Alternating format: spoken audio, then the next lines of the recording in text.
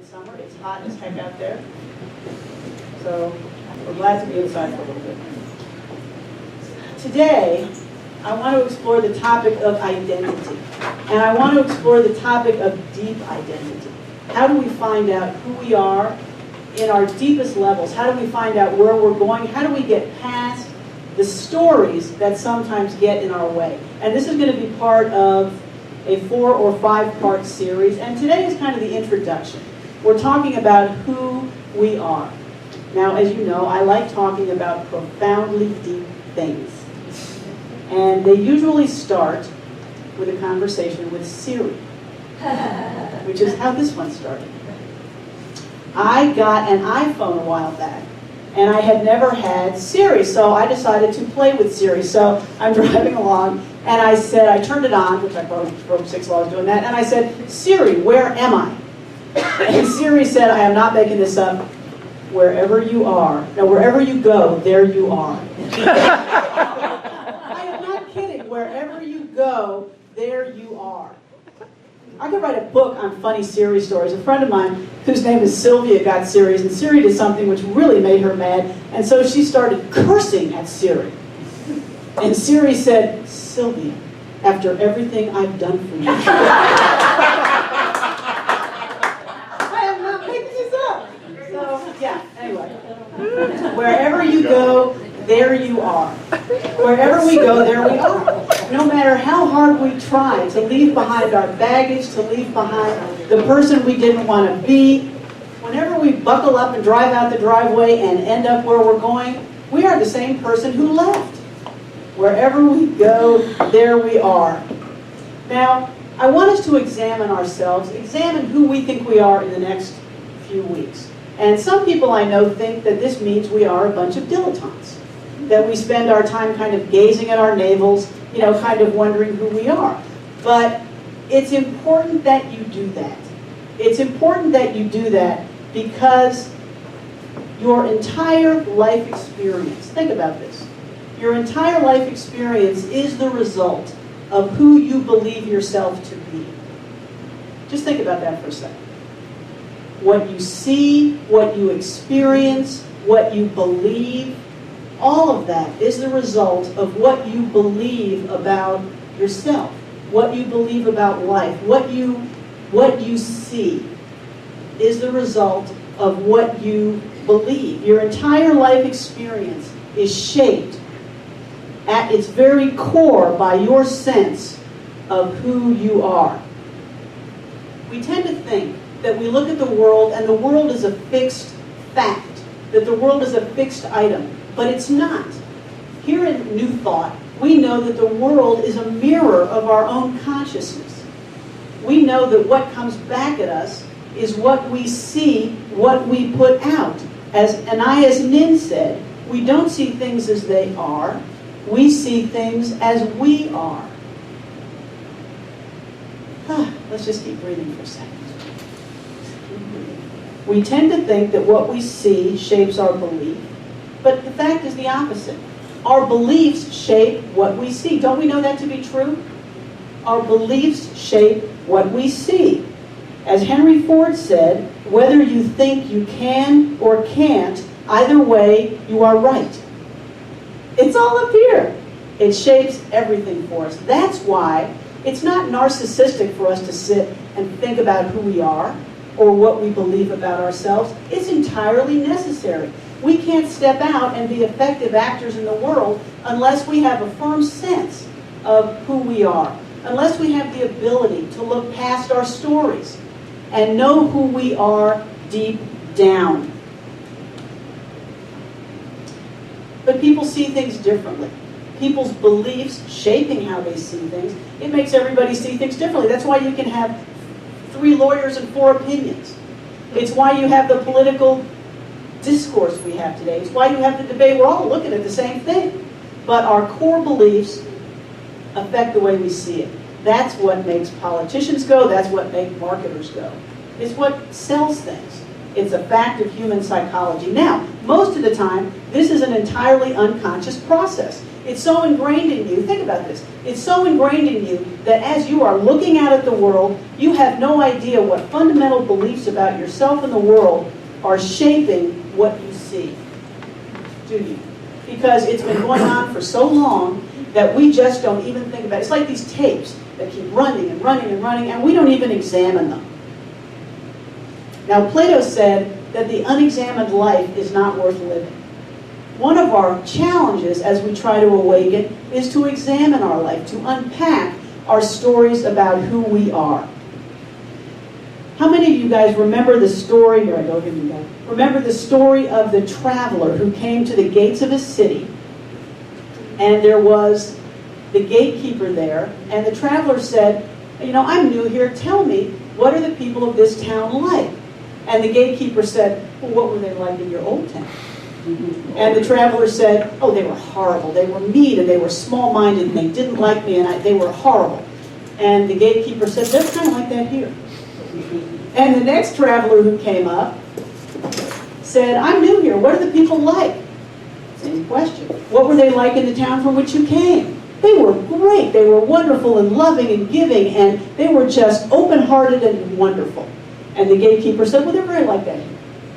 Because what you see is based on what you expect, what you believe. Traveler A believed a very different thing from Traveler B. Some people just expect the worst. Okay, now I'm going to put a picture up here, and we're going to have a little test. I have been searching for weeks how to get this picture into one of my talks. Okay, who remembers seeing this picture on Facebook? This great little, live like someone left the gate open. Is that a great picture or what? I saw that picture, and my heart just opened. I want to live like that. So what are some reactions to this picture? What do people think when they... Does anybody have a different reaction to this picture? Same reaction? Just total abandonment. Total abandonment. It makes you happy. It makes you... Joy. Total joy.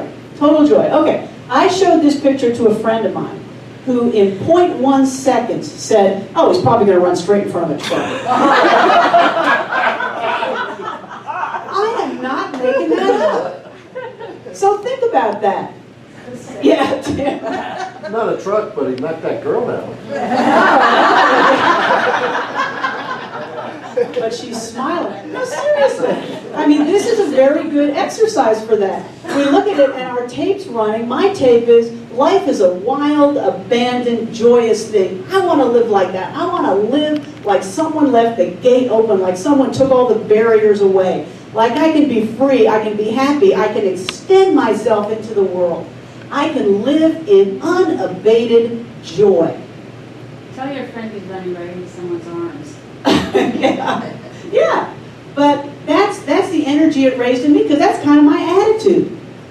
But my friend's attitude was, oh, in 30 seconds this dog's going to be roadkill.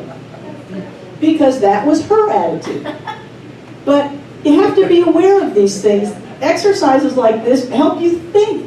When you look at something like this, when you experience anything, when you have a choice about how to think about anything, we have to be aware of how our tapes are running. I was reading an essay by a minister named Reverend Miranda McPherson. We can keep this up if you like because it's way cute. I was reading this essay by Reverend Miranda McPherson, who's director of the Interfaith Seminary in the UK, which actually is an institution that is linked to One Spirit, where Reverend Chris and I graduated from. She teaches that to be human is to have a split mind, to have a higher mind and then a more human mind. This is not a new concept. We've heard this before. The higher mind is what in different faiths call different things. In Christianity, they call it the Christ mind.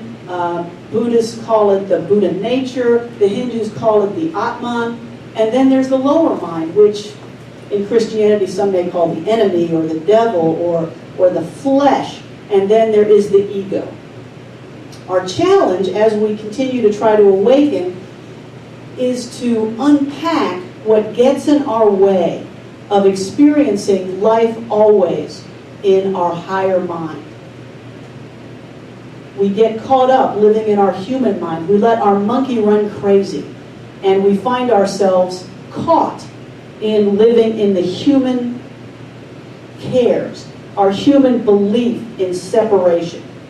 She identifies two concepts. She calls it the primal truth and the primal lie, which is a helpful way to think about it. The primal truth is the notion that we are not separate, that we are all children of the one, that we are all created by the one, that we are beings of light, that we have nothing to fear. We can do no wrong. We are supported in the arms of spirit. That is the primal, whatever happens to us, that is the primal truth. It is founded in unity, with a small u. The primal lie is arising as the result of our human nature. We are separate. We are alone. We are not enough. We are wrong. It's where all our stories come in. The primal lie is when we set aside, we don't tune in to the truth of who we are, to the wonder and the majesty and the magnificence of what each of us is. Whether we're doing it right or wrong, it's just who we are. The primal truth tells us that. The primal lie is those tapes that run and give us notions of fear, isolation, despair. That's where we tell ourselves, I'm not good enough. I'm stupid. I did that wrong. I'm insufficient. I can never get it right. Am I the only one who plays those tapes? We all hit each other with those tapes, don't we? Because they're so easy to play. And why is that? Because that's what we get back. When we are living in the primal lie, that's what we're putting back, and that's what we're seeing in the world. Somebody doesn't call us, it's because they don't like us. The boss walks by us without smiling, it's because we're not doing a good job.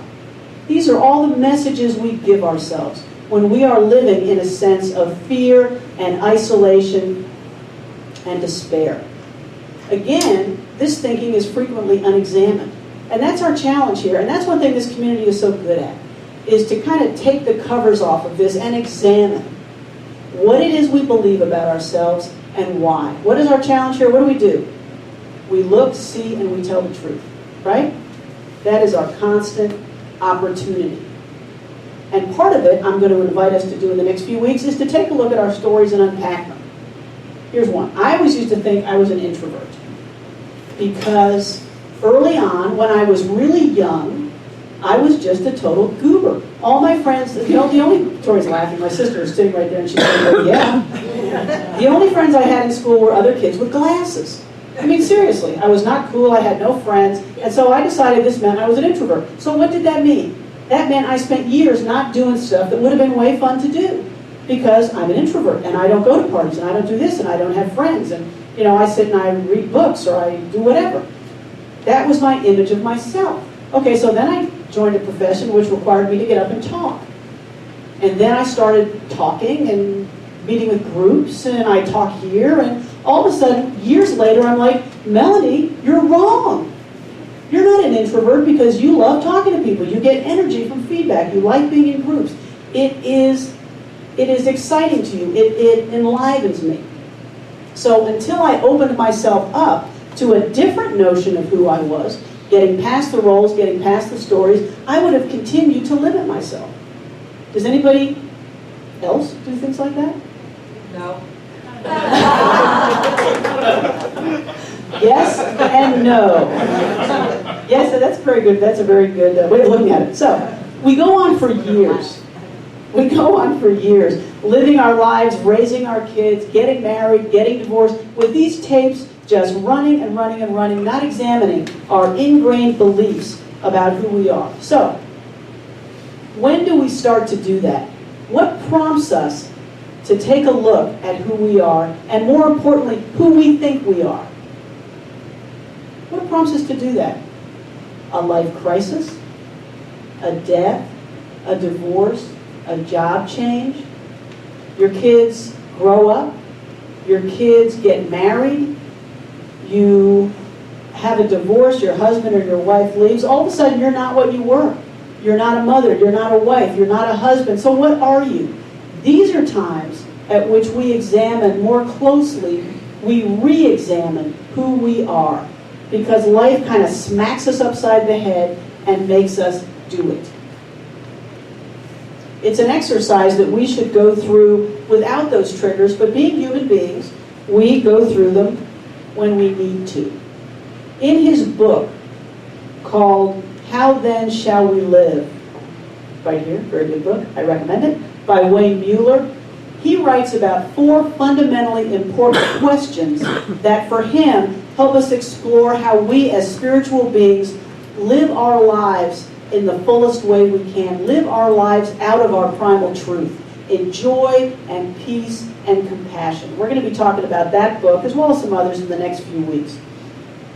His inquiry is, how do we live in a way that opens us up, that helps us move past our stories of who we think we are, that helps us live like someone left the gate open.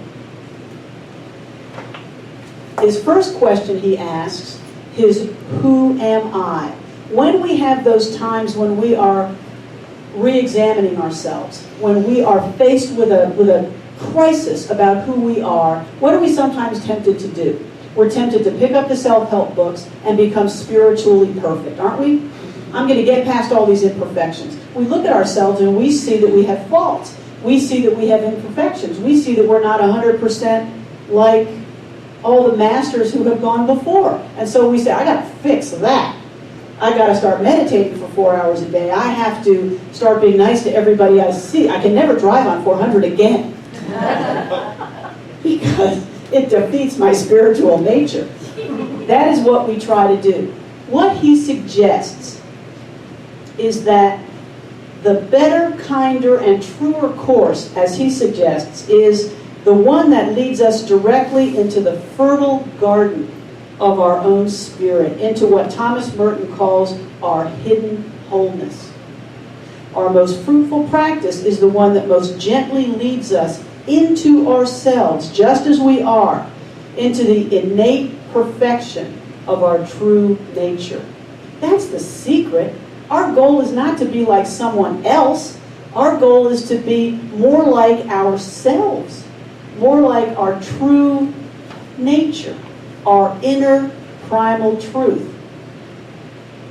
We don't approach the divine by trying to be like someone else. You just can't do it.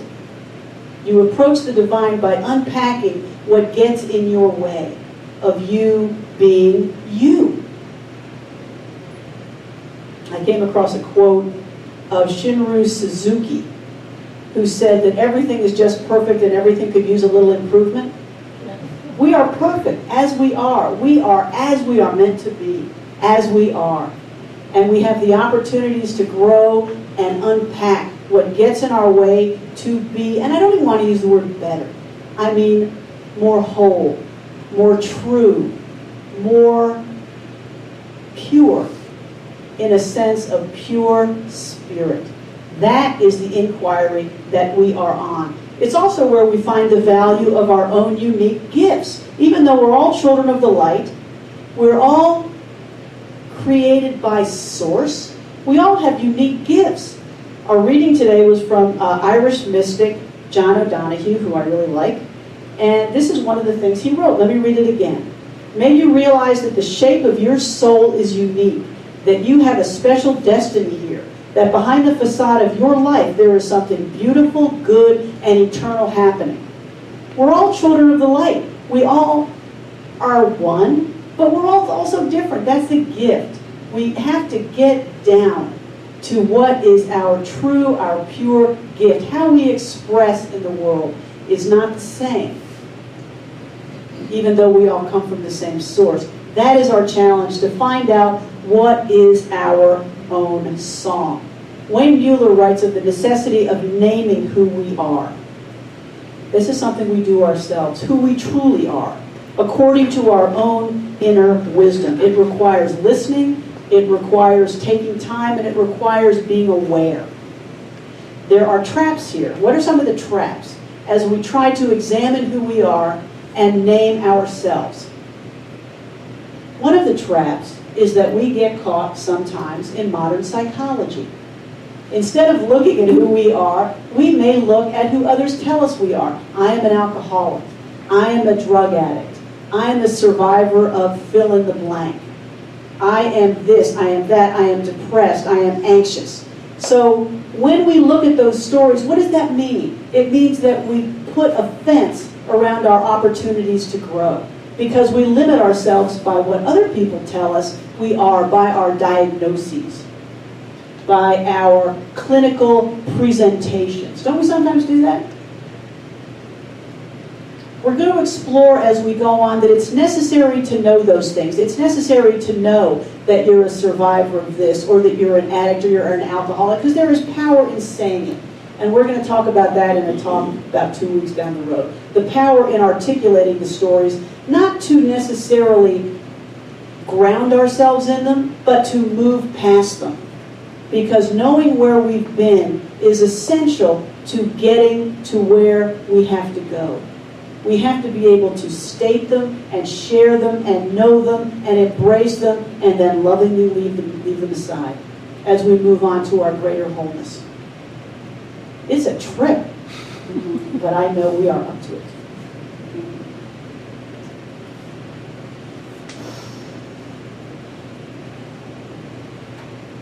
The good news here is that even sitting as we are, with all our imperfections, this is an opportunity that is open to all of us. This is a trip we all can take. Jesus said, "You are the light of the world." He didn't say you're the light of the world because you had a happy childhood. You are the light of the world because you have an IQ of 120 and above.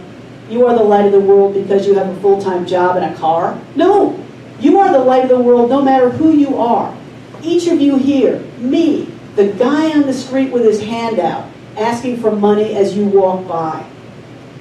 All are the light of the world. As we reach awakening, we know that. We know that about ourselves, about each other, about that person that maybe 2 years ago you would have crossed the street to avoid. We are all, as Thomas Merton says, shining like the sun. All we have to do is have the courage to listen to ourselves, to have the courage to face our dark side, to know that even those imperfections are wonderfully useful for us to grow. They are there for a reason. Every choice we have made for a reason. Just like Sydney said during prayer time. Every choice is the right one for when we are making it, in what circumstances we're making it. Because it helps us to grow into our wholeness. We just have to have the courage to examine, to look, and to listen. Spirit is always there waiting to show us, waiting to help us, waiting to support us when we say, I can't look at that. Don't you have things you just don't want to tell people? I can't look at that. I can't. I'll be fine. I'll be nice. I'll do outreach. I'll do service, but I just can't be looking at that. But we have to be looking at that. Because that's how we get back to wholeness. And so there's some homework. I know it's summer, and I know folks are on vacation. So, if somebody's not here, you call them up and tell them they got homework. What I invite you to do is think about what some of your stories are. Think about the stories the world has told you about yourself, and even more importantly, think about some of the stories you tell yourself about yourself. What are they? Ask yourself as you do that, are they true? Are they you?